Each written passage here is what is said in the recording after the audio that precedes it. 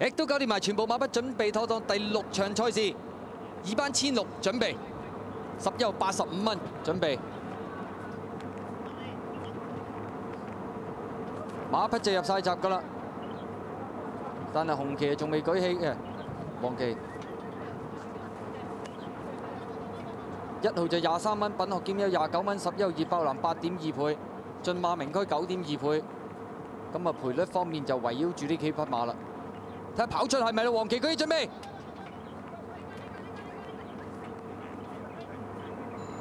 好，你一起步嘅時候啦，咁啊前面快啲嘅馬，中間天外之天啦、金秋啦，咁啊埋邊仲有呢個美麗之星噶，咁啊再入邊啊棗紅衫仲有熱爆藍啦、內蘭超黃英啦，最出戶外名區中間黑衫戴面箍步步有，外邊品學兼優啊！再後多少個馬啦？先見到有粉紅衫尾5總統之光就威武福星啊！尾3內蘭真慷慨，殿後一隊畫出傳奇同埋駿馬名區嚟㗎。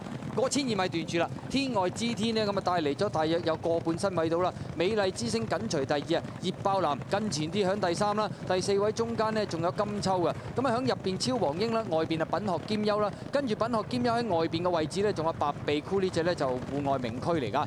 再有啲嘅馬匹啦，先見到呢就威武福星內蘭真慷慨，尾4中間黑衫呢就步步有嚟㗎，咁啊再後邊3隻馬畫出傳奇，外邊3位駿馬名區包尾呢就係嗰隻總統之光嚟㗎。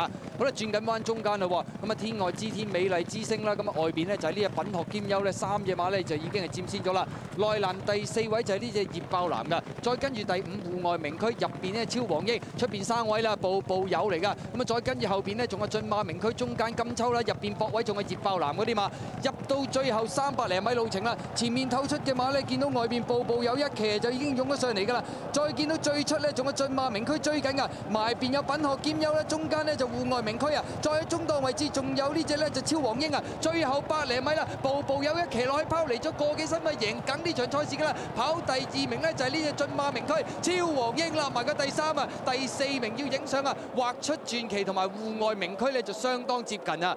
咁啊結果呢場賽事，咁啊跑第1名嘅馬呢就係步步有，第2名嘅馬呢就係呢隻駿馬名區，咁啊連個第3名呢都係呢隻超黃英，大摩3重彩。大摩馬房贏3場，呢一場更加包辦3重彩啊！1號嘅獨贏臨尾回到23蚊，駿馬名區跑第2，超黃英都頂翻住個第3，第4嘅就係戶外名區嚟嘅。1搭12嘅馬房 Q 有97蚊，幾好喎都，人尾都落飛啊嘛！我見到隻11號12就9.2倍一路企住，人哋落飛佢都話冇褪嘅。貝托美，佢都贏咗2場㗎。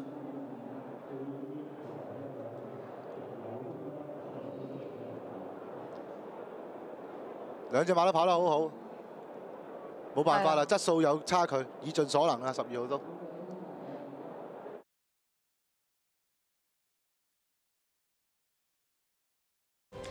先睇咗大賽鏡頭，步步有，季內2場都好出色啊！咁呢場繼續順利贏馬，2班始終都係精明喎，駿馬名區都跑得好好咯。大摩今日真係好勁，好勁，勁啊！跑咗6場賽事， 3重彩添，已經壓緊地啦其實國能都發揮得好好喎。初頭我第4選啊，我諗住3同12兩隻假得大摩，但係諗住一檔國能可能會塞喎，咁啊不如試翻隻12啦。咁啊12其實阿偉達跑得好醒啊，一路沿途喺個2、3碟跟住步步有，咁但係今場裏邊又冇塞，國能揾到個窿捐上嚟，有個第3壓住嗰隻戶外名區。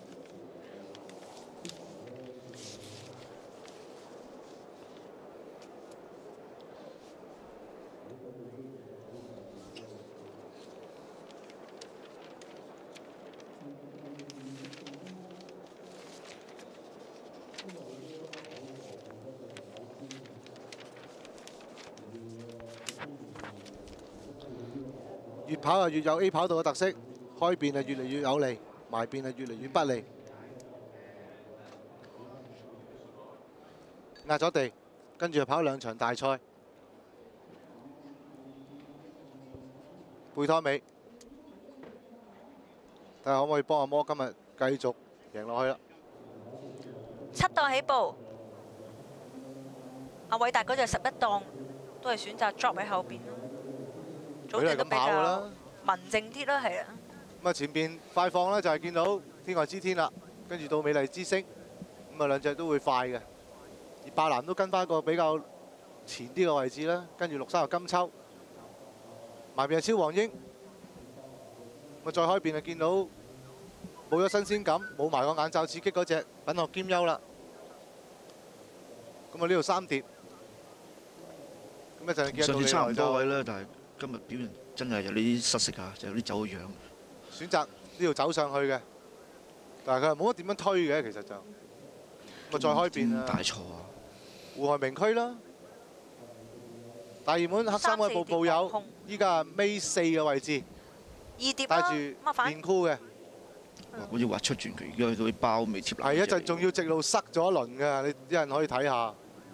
都真係嗱，依家隻錯啊！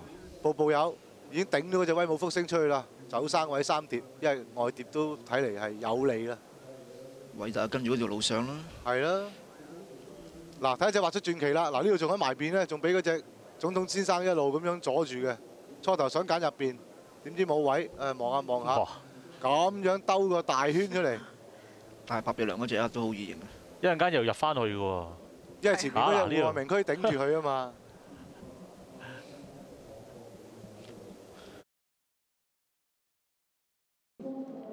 分段時間頭2段都正常咧，24秒59、23秒8，跟住快啦第3段23秒34，半段22秒99，總時間1分34秒72，快於標準時間接近7線。今日時間都快嘅。